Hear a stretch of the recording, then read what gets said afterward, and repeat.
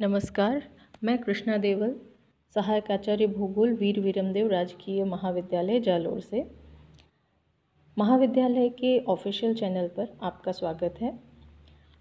पिछले वीडियो में हमने अरावली पर्वत श्रृंखला के परिचय के बारे में जाना था और आज हम अरावली पर्वत श्रृंखला के उपविभागों के बारे में पढ़ेंगे। अरावली पर्वत श्रृंखला आपको पता है राजस्थान के उत्तर पूर्व से दक्षिण पश्चिम की तरफ फैली हुई एक पर्वत श्रृंखला है जो अत्यंत प्राचीन वलित पर्वत श्रृंखला है। इसे कुल मिलाकर 4 उपविभागों में बांटा जा सकता है। पहला उत्तर पूर्वी अरावली प्रदेश, दूसरा मध्य अरावली श्रेणी, तीसरा मेवाड़ चट्टानी प्रदेश जिसे भोराट का पठार भी कहा जाता है तथा चौथा और अंतिम उपविभाग है आबू पर्वत खंड। अब हम बात करते हैं सबसे पहले उपविभाग की, उत्तर पूर्वी अरावली प्रदेश। आपको सामने दिखाई दे रहे मैप में भी नज़र आ रहा होगा। उत्तर पूर्वी जो उत्तर पूर्व में अवस्थित है, ये वाला जो हिस्सा है ये है उत्तर पूर्वी अरावली प्रदेश। इसका अन्य नाम अलवर खंड भी है क्योंकि इसका अधिकांश हिस्सा अलवर ज़िले में पाया जाता है। इसका विस्तार जयपुर ज़िले के उत्तर पूर्व में जो भी पर्वत श्रेणियाँ आती हैं वो सारी इसके अंतर्गत आती हैं। औसतन रूप से ये पर्वतीय भाग लगभग 450 मीटर ऊंचा है। इस क्षेत्र की प्रमुख चोटियाँ अलवर में भैराच जो कि 792 मीटर ऊंचा है, बैराठ जो 704 मीटर ऊंचाई पर स्थित है, जयपुर में बाबाई 780 मीटर, खो 920 मीटर तथा सीकर में रघुनाथगढ़ जो कि 1055 मीटर ऊंचाई की चोटी है। ये सभी इस अलवर खंड की प्रमुख चोटियाँ पाई जाती हैं। अब आते हैं हम दूसरे उपविभाग की तरफ यानी मध्य अरावली श्रेणी। ये जो पीला हिस्सा आपको नज़र आ रहा है ये है मध्य अरावली श्रेणी, मध्य में अवस्थित है और आप देख भी पा रहे होंगे कि उत्तर पूर्व से दक्षिण की तरफ ये चौड़ाई बढ़ती जा रही है और मध्य में ये बिल्कुल संकरा हो जाता है।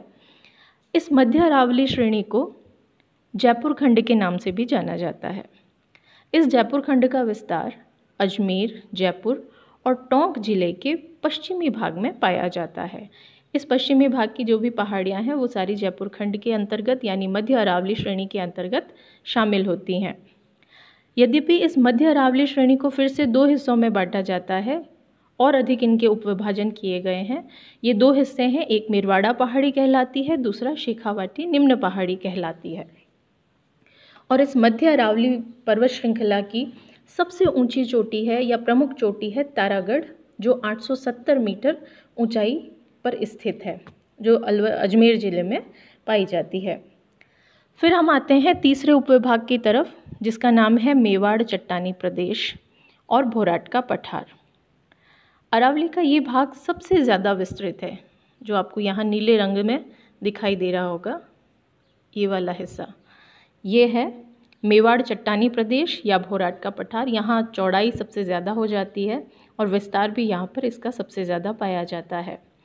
ये डूंगरपुर तथा पश्चिमी उदयपुर और सिरोही में फैला हुआ है।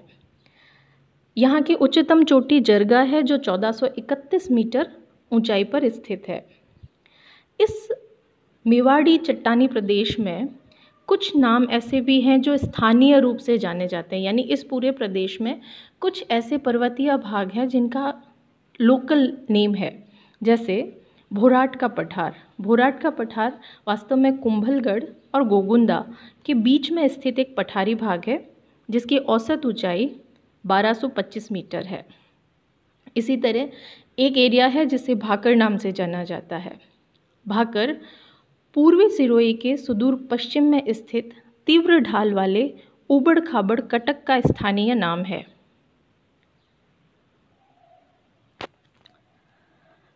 इसी तरह लासड़िया का पठार नाम से जो क्षेत्र जाना जाता है वो एक विच्छेदित कटा फटा पठार है जैसलमेर झील के पूर्व में स्थित है और इसकी ऊंचाई 325 मीटर से 650 मीटर तक पाई जाती है। यहाँ सामने आप दिखाई दे रहा है आपको ये सारे जो उपविभाग हैं इनके नाम भी लिखे हुए हैं।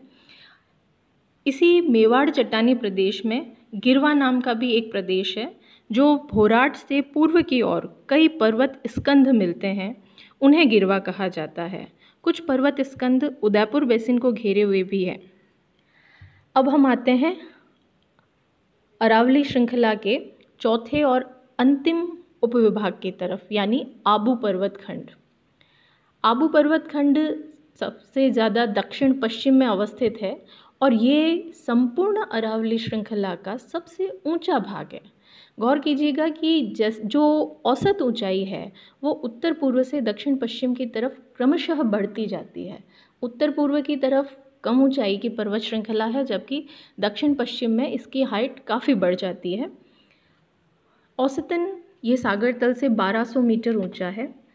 इस आबू पर्वत खंड का विस्तार 19 किलोमीटर लंबाई में और 8 किलोमीटर चौड़ाई में पाया जाता है।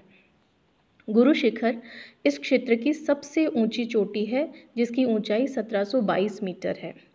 इसे संतों का शिखर भी कहा जाता है, क्योंकि इस ऊंचाई पर इतनी शांति पाई जाती है कि इसको संतों के शिखर के नाम से भी जाना जाता है। इसके अलावा जो उच्च चोटियाँ यहाँ की है उनमें सेर जो 1597 मीटर ऊंची है, अचलगढ़ जो 1380 मीटर ऊंची है, इन सब का नाम भी उल्लेखनीय है। इस प्रकार हमने जाना कि अरावली पर्वत श्रृंखला जो संपूर्ण राजस्थान के लगभग मध्यवर्ती भाग से गुजरती है, ये राजस्थान की जलवायु, यहाँ के लोगों को, यहाँ की रहन सहन को और यहाँ की अर्थव्यवस्था को बहुत ज़्यादा प्रभावित भी करती है। साथ ही पश्चिमी शुष्क मरुस्थल को पूर्व की तरफ बढ़ने से रोकने में कारगर अवरोध के रूप में उपस्थित है। अब हम अगले वीडियो में राजस्थान के पूर्वी मैदान के बारे में चर्चा करेंगे। आप कॉलेज के ऑफिशियल चैनल को लाइक और सब्सक्राइब ज़रूर कीजिएगा। धन्यवाद।